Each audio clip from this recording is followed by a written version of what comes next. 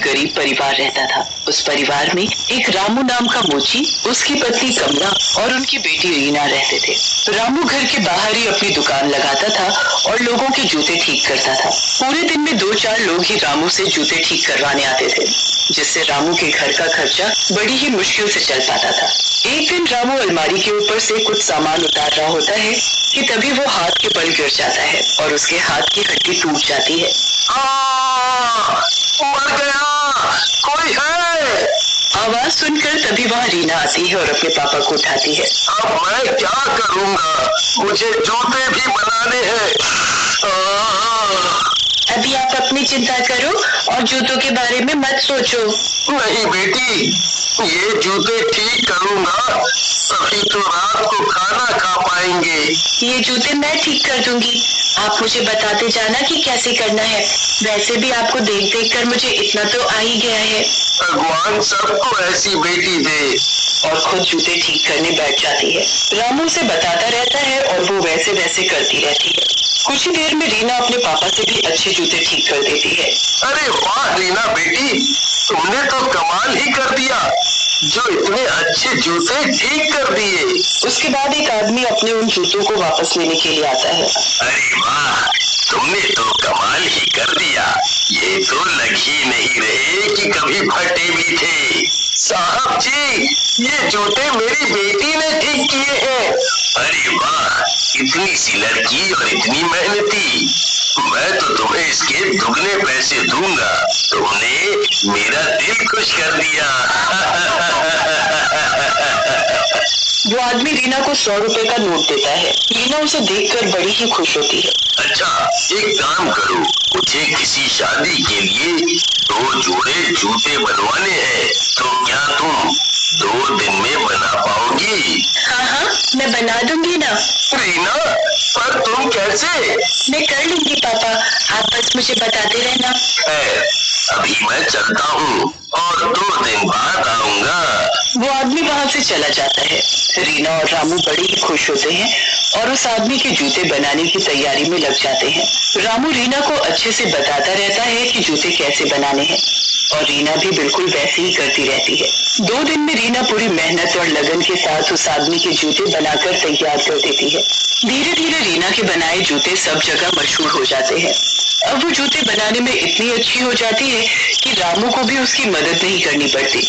रामू को बहुत बुरा भी लगता था कि वो अपनी बेटी से काम करवा रहा है, पर उसके हाथ के ऑपरेशन के बाद ही वो काम कर सकता था और उसके लिए उन्हें काफी पैसे चाहिए थे। मेरी जरा सी बच्ची कैसे मेहनत से दिन रात काम में लगी रहती है। जी सही कहा आपने, हम बहुत किस्मत वाले हैं जो हमें ऐसी बच्ची मिली। मैं रीना के खाने पीने का अच्छे से ध्यान रखूंगी। रीना के हुनर और मेहनत के कारण उनके घर के हालात सुधरने लगते हैं और अब वो लोग दोनों वक्त का खाना अच्छे से खाते हैं। रीना अपने पापा के हाथ के ऑपरेशन के पैसे भी इकट्ठा कर लेती है। काफी दिन बीत जाते हैं। एक दिन रीना रात को घर का सामान लेकर बाजार से वापस घर आ रही होती है। उसके हाथ में ढेर सारा सामान होता है। वो सड़क पार कर ही रही होती है कि अचानक वहाँ से ट्रक गुजरता है और रीना उस ट्रक से टकराती है।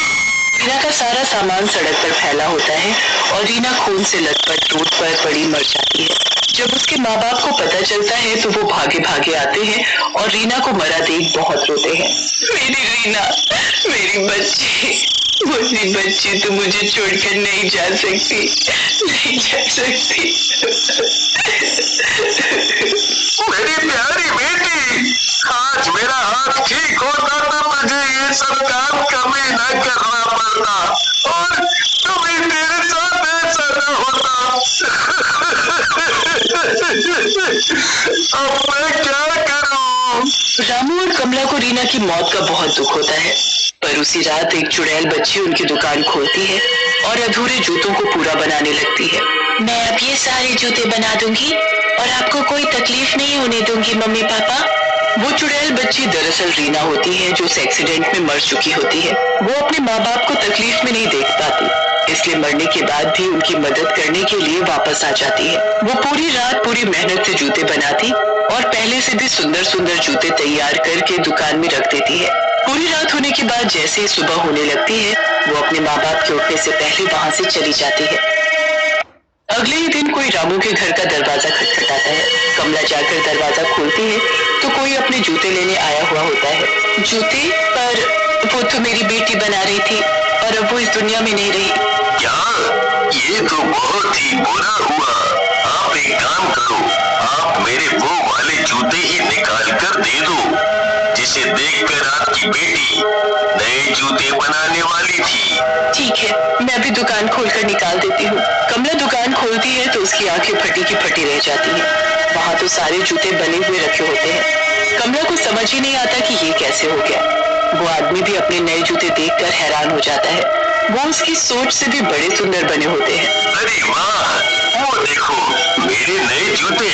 लगता है आपकी बेटी ने उनको पूरा बना दिया था। लाओ मेरे जूते मुझे दे दो, मुझे बहुत देर हो रही है। और ये लो, अपने पैसे ले लो। कमला रामू को बुलाकर लाती है। दुकान में बने रखे जूते दिखाती है। रामू भी बड़ा हैरान हो जाता है। किसी को कुछ समझ नहीं आता कि ये कैसे हुआ। कल ही तो रीना की मौत हुई है और कल उसने जूते बनाए ही नहीं थे। मैंने खुद देखा था। मुझे कुछ तो गड़बड़ लग रही है। क्यों ना आज हम फिर से कुछ जूते बनाने के लिए दुकान में सामान रख दें और फिर कल सुबह देखेंगे कि क्या वो जूते बनकर तैयार होते हैं या नहीं। पूरा दिन लोग अपने जूते लेने आते रहते हैं और उसके बदले उनके पास काफी पैसे इकट्ठा हो जाते हैं। काफी लोग उन्हें अपने खराब जूते सही करने को भी दे जाते हैं। अब इनको मैं दुकान में रख देता हूँ और कल सुबह देखेंगे कि क्या होता है। रात को दोनों सो जाते हैं। आधी रात को रीना फिर से दुकान में आती है और सारे खराब जूते देखने लगती है। ये सारे जूते कितनी खराब हालत में हैं, पर कोई नहीं, मैं इनको बिल्कुल ठीक कर दूंगी और नए जैसा बना दूंगी। रीना चुड़ैल एक एक करके सारे जूते ठीक कर देती है और उनको बिल्कुल चमका देती है। उसके बाद वो वहाँ रखे सामान से नए जूते बना देती है। सुबह तक रीना सारे जूते बना देती है और फिर से सबके उठने से पहले वहाँ से चली जाती है। सुबह होने पर जब कमला और रामू उठते हैं तो वो सबसे पहले अपनी दुकान खोलकर देखते हैं। दुकान खोलते ही उनके मुंह भी खुले के खुले रह जाते हैं। ये तो कोई जादू है कमला, ऐसा कैसे हो सकता है? आखिर रातों रात हमारे जूतों को तैयार करके कौन जा रहा है? कौन हमारी इतनी मदद कर सकता है? और ताला लगी दुकान में कोई कैसे घुस सकता है? ये तो आज रात हमें छुप कर देखना पड़ेगा और तभी हमें सच्चाई का पता चलेगा। हाँ कमला, तुम बिल्कुल सही कह रही हो। पूरे दिन लोग अपने जूते लेने आते हैं और रामू के पास काफी पैसे इकट्ठा हो जाते हैं। पर रामू और कमला को बस रात होने का इंतजार होता है। जैसे ही रात होती है वो दोनों पुराने जूते और जूते बनाने का सामान दुकान में रखकर दुकान बंद कर देते हैं। फिर आधी रात को दोनों चुपके से आकर खिड़की पर खड़े हो जाते हैं और जूते बनाने वाले का इंतजार करने लगते हैं। आधी रात होने पर जैसे ही एक चुड़ैल बच्ची दुकान में आती है तो रामू और कमला की हालत खराब हो जाती है। वो चुड़ैल बच्ची एक एक करके सारे जूते बनाना शुरू कर देती है। पूरी रात लगकर वो सारे जूते तैयार करने लगती है। हे भगवान, ये चुड़ैल बच्ची कौन है और ये हमारी मदद क्यों कर रही है? आखिर इन सबके पीछे राज क्या है? मुझे तो कुछ समझ नहीं आ रहा कमला, यहीं खड़े होकर देखते हैं। रीना सारे जूते तैयार करके बड़ी खुश हो जाती है। ये लो, अब हो गए सारे जूते तैयार। अब मम्मी पापा को इनके बदले अच्छे पैसे मिल जाएंगे और फिर पापा के हाथ का अच्छे से इलाज भी हो जाएगा। मैं आप लोगों को कोई तकलीफ नहीं होने दूंगी मम्मी पापा। ये तो हमारी ही बेटी है जी, हमारी रीना। ये मरने के बाद भी हमारी मदद कर रही है और हमें तकलीफ में नहीं देख पा रही। मुझे अभी के अभी अपनी बच्ची से मिलना है। रामू और कमला जल्दी से कमरे में जाते हैं और रीना को देखकर रोने लगते हैं। हमने तुम्हें पहचान लिया हमारी बच्ची। आप परेशान मत होना मम्मी पापा, मैं आपको कोई तकलीफ नहीं होने दूंगी और रोज आपके जूते तैयार कर दूंगी।